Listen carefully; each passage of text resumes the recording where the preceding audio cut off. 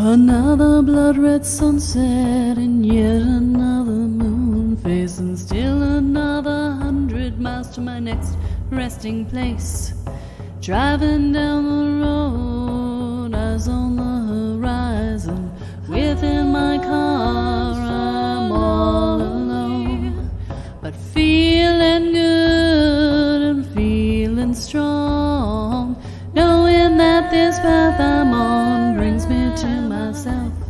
I'm driving. Hey now all, I'm Joey C. Welcome back to another episode of Spirit Sherpa. This is the show that helps and encourages you on your journey to unlock your magic mojo.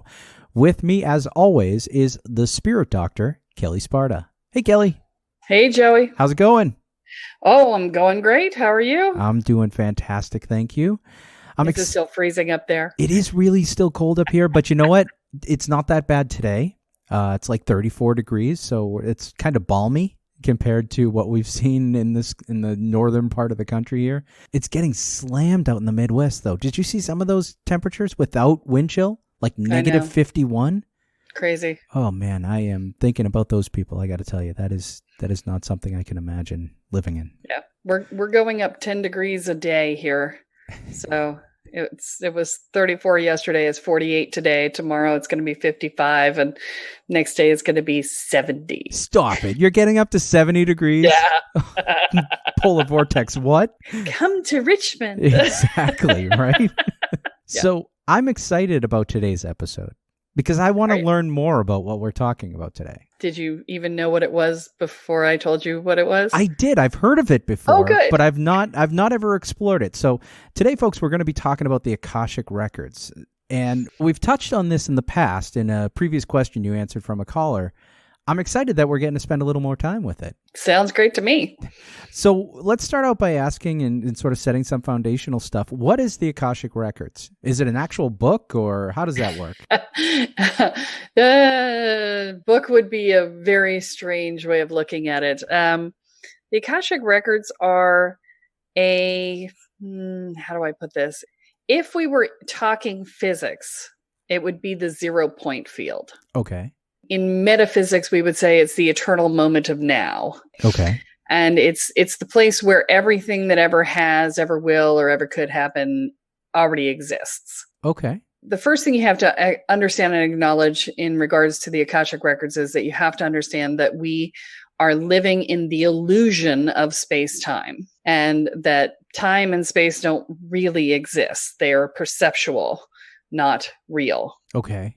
And when you acknowledge that that's true, then the eternal moment of now is everything ever. So therefore, that is where the Akashic Records are. And therefore, you just go and you tap into the eternal moment of now and you see what the truth is. So you can literally tap into the eternal moment of now and have access to all things that ever are or will be in that single place. Yeah. I mean, if you listen to people talk about the Akashic, they'll sort of refer to it as a library, like the Library of Avalon or something like that. Mm-hmm. But ultimately, it's really that. It's really the eternal moment of now that you're tapping into. Wow. You can visualize it however you like. Some people visualize it as a library with infinite card indices or a computer database with all the stuff you look up or whatever. Any way you want to visualize it is fine. We don't have the perceptual understanding to be able to fully grasp what it is to begin with from our tiny little brains. But the ultimate result is, do you get the answers you're looking for? And if the answers come and they're right, then, who cares how you're accessing it? Magic is intention. All right. So that's a lot of stuff. But What are some of the things that people can actually get out of the Akashic Records? I mean, what can we learn from there? Well, it's pretty much the extent of what you can learn is the extent of what your imagination can think to ask. So, but, to give an example or two, this is where people go to get future information, right? Oh. So if you want to read the future, it's a little complicated when you do future reads because the probability lines split. Okay. Right.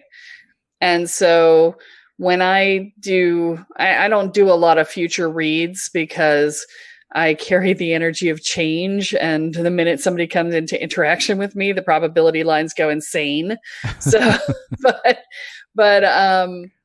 for the average person who's not interacting with somebody who's got heavy change in their energy field, the average probability lines don't shift and change that much because we have a certain way of thinking about things and a certain pattern of behavior. And so, it's if you're not somebody who carries a lot of change with you, then to read the future for someone is usually not that complicated. You can see whichever one is the most probable, which is usually pretty consistent for people. But you can also see things like the past. You could ask questions about your parents and about your lineage and, things about history that you always wanted to know or things like that.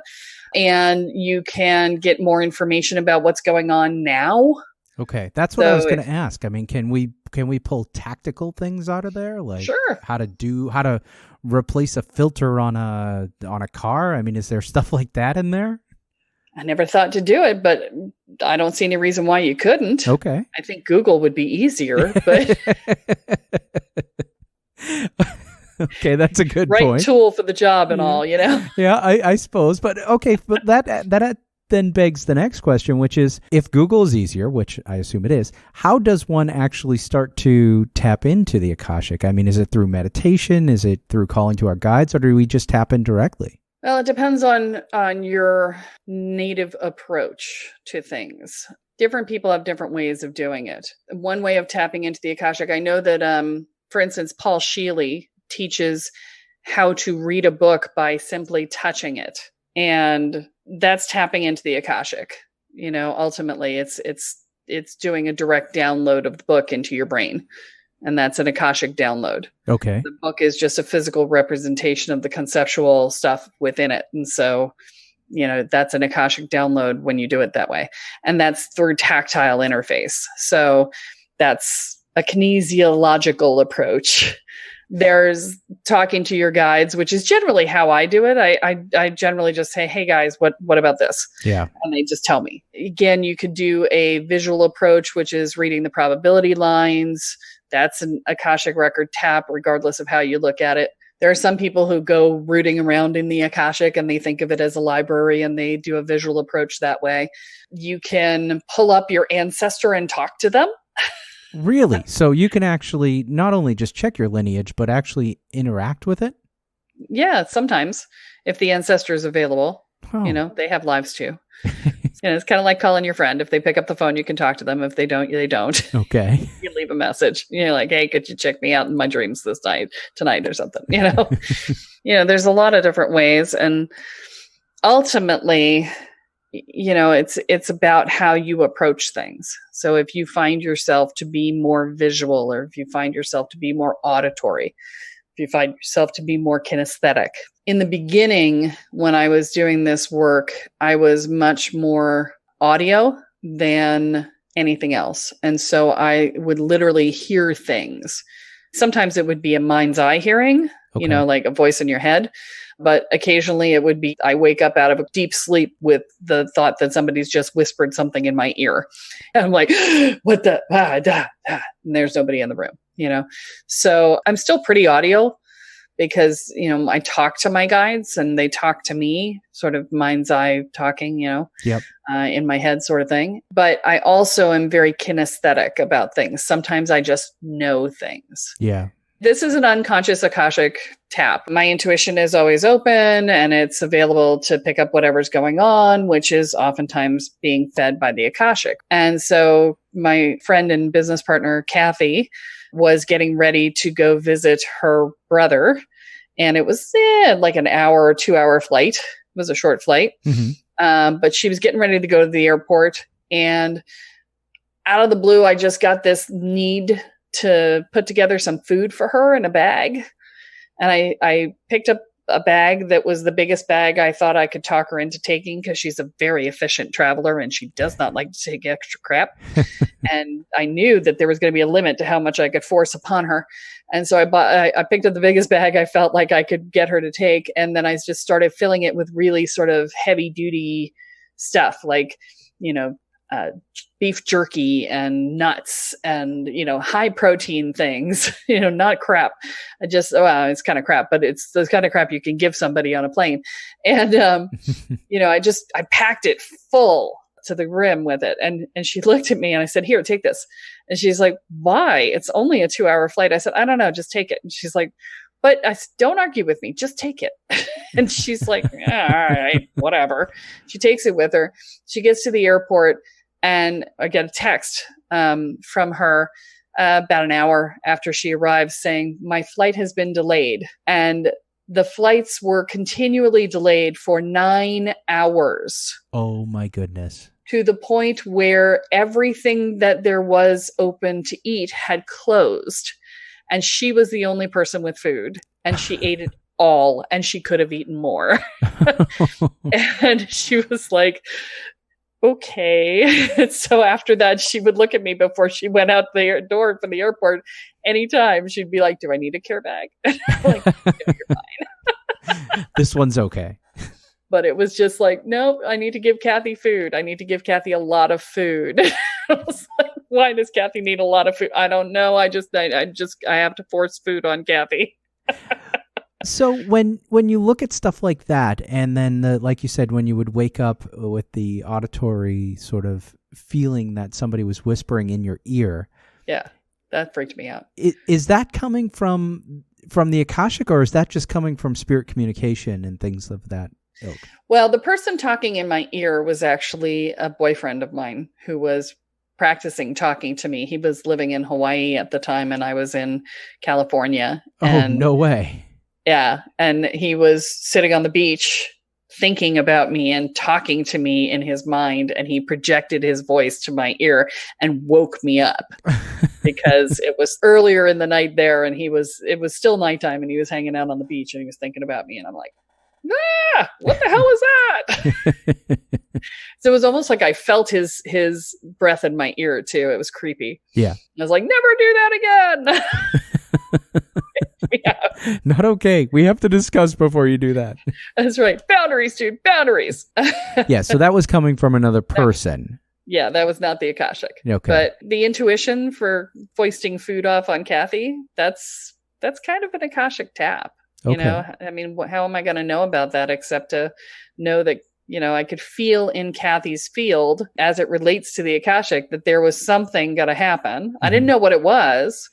I just knew she needed food. Okay. So it could have been that she was stuck on the airplane and they had no food, or could have been that they had to do an emergency landing somewhere that had no food. You know, I didn't know what it was. I just knew she needed food. Right. So, and she had it, thankfully. Yeah. And I've had that happen before. I've gone to Starbucks at the airport and gotten the oatmeal that came with the brown sugar, and for some reason grabbed the brown sugar and put it in my pocket. And I'm like, why am I taking this brown sugar with me? I don't know.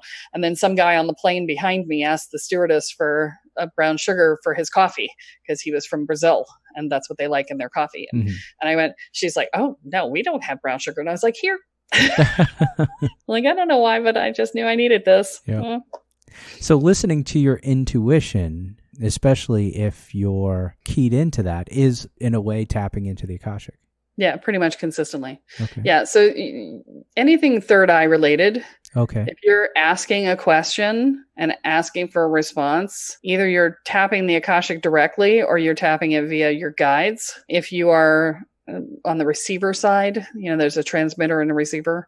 If you're asking a question, it's a transmitter. If you're on the receiver side, it's that I just need to give Kathy food, or I need to take this sugar with me, or I need to grab an umbrella even though it doesn't call for rain, or whatever it is.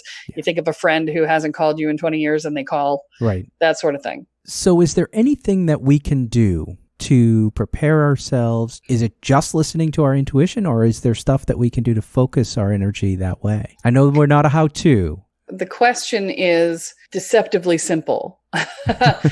Something as simple as, do we just listen to our intuition? That's harder than you think. It's a skill that you have to build. It's a muscle, right? Yep. We're all psychic to some extent. The question is whether you work out every day like I do, or whether you are a weekend warrior once a year, you know? Yeah. The stronger the muscle, the easier it is to pick up on the information. But the upshot is that there's two pieces. One is that you have to be able to, if not believe, at least suspend your disbelief. Kathy talks about that all the time because she was not so good at believing. So suspending disbelief was kind of the best she could do for a long time. Right. And once you can let go of the idea that you are doing something that you quote unquote shouldn't be able to do, then it's a matter of picking up on the information and telling the difference between what's coming in from the outside versus what's your head just making shit up, you know? To be honest with you, it's rarely, unless you have an emotional attachment to the outcome of the question, you're rarely making shit up. Right. Okay. So the way to really practice is to ask things that you have no emotional attachment to the outcome. Okay. Because then your brain isn't going, well, I want this to be the answer. Okay. And so you don't have to worry about the idea that you have a desired outcome. If you ask a question just out of plain curiosity and you don't give a shit what the answer is, you're much more likely to get a clear response than if you try and ask questions about things that you care about, because your brain is going to try and insert the answer that you want. And you know that, and therefore you won't trust the answer. So sort of the way, like you're saying, the way to practice that would be to ask detached questions. Yes. Do you focus on hearing, or do you focus on quiet your mind? So that's a difference there, though. Well, I mean, it's the same thing as in a conversation with anyone else, right? You're going to wait for a response. Yep. It's like, I don't imagine what you're going to say. Yeah. I wait to hear what you're going to say. Right. Just in that case, you need to have a little more patience. Yeah. Well, and if you're not hearing an answer, maybe you're seeing one and you're not aware that you're seeing it because you're focusing on your hearing. Okay. Maybe you're feeling one and you're not aware that you're feeling one because you're focusing on hearing, right? Okay. So pay attention to all of your senses. Some people get their responses in scents. Right. Like smells. For the longest time, I would ask for advice from my guides and they would give me an answer in the form of the song on the radio. Right. Because I needed something more tangible. And, over time, I've not needed that. But, in the beginning, they will work with you. So you have to pay attention. You have to pay attention to everything around you so that you know what's going on. Awesome. And everything within you too. Excellent. The other piece that you have to keep in mind is that sometimes we're afraid to receive. Oh, so this is receive like we've talked about before. Well, receive as in receive a message from the universe. If you are not trusting the universe, if you don't trust it to take care of you, if you don't trust it to be good to you, then you may be afraid of what the answer is going to be to whatever question you've asked. The other side of that is that if you are significantly afraid of your own power, you may not allow yourself to hear the responses because it would make you feel too powerful. Yep. Okay. If you're having a hard time tapping in, it's almost never because you're a squib. Almost never. I mean, not to say never, never, but it is very rare for someone who actually wants to do this to not be able to. Okay. It's often a block, a psychological block that's going on, or a misperception of what's happening. All right. That's pretty cool stuff. And folks, just a reminder, if you have any questions about Akashic Records or anything that you want to know, send them in. Kelly at kellysparta.com. That's KELLE at KELLESPARTA.com. And Kelly will take a look at them and we'll answer them on an upcoming episode. Also, if you know things that you want to learn about, if you know things you want Kelly to talk about, send her those as well, right? You're looking Absolutely. For suggestions all the time. Always. Yeah. So the other thing is I want to give a shout out to Canby, Oregon, because I don't know what happened in Canby, Oregon this past week, but we had 473 downloads in a day, 320 of which were from Canby, Oregon. So if you're from Canby and you can explain to us why there were 320 downloads, we would love to know, because we didn't know that we were promoting in Canby. So, if you're from Canby, please raise your hand and say, hey, I'm from Canby, because that is a 2% of the population of Canby. Downloads from Canby. So we're pretty stoked about that. So also, if you are out there and you're enjoying the podcast and you want to share it into some Facebook groups that you are in and say, hey, check this out or check that out, we would love and appreciate any postings that you guys would be willing to do. I can't post them in most of the groups because they have an anti-advertising, right? But you guys can post them and say, hey, this was awesome.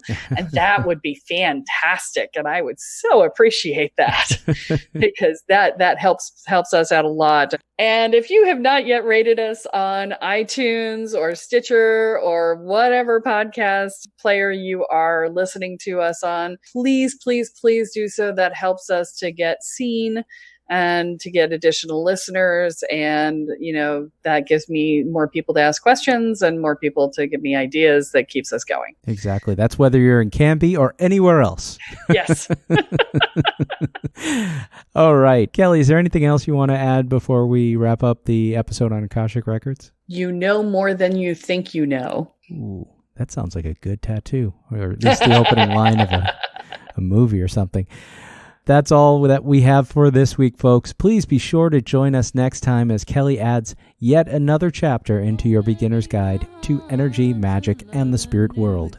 I'm Joey C., here with Kelly Sparta, and you have been listening to Spirit Sherpa. So long, everyone. Bye-bye. Each mile I travel over 13,000 now. I leave behind a little fear. Spirit Sherpa is the sole property of Kelly Sparta Enterprises and is distributed under Creative Commons BY-NC-ND 4.0 license. For more information about this licensing, please go to creativecommons.org. Any requests for deviations to this licensing should be sent to KELLE@KELLESPARTA.com. That's Kelly@KellySparta.com. To sign up or to get more information on the programs, offerings, and services referenced in this episode, please go to KellySparta.com. This episode of Spirit Sherpa has been produced by Honu Voice Productions.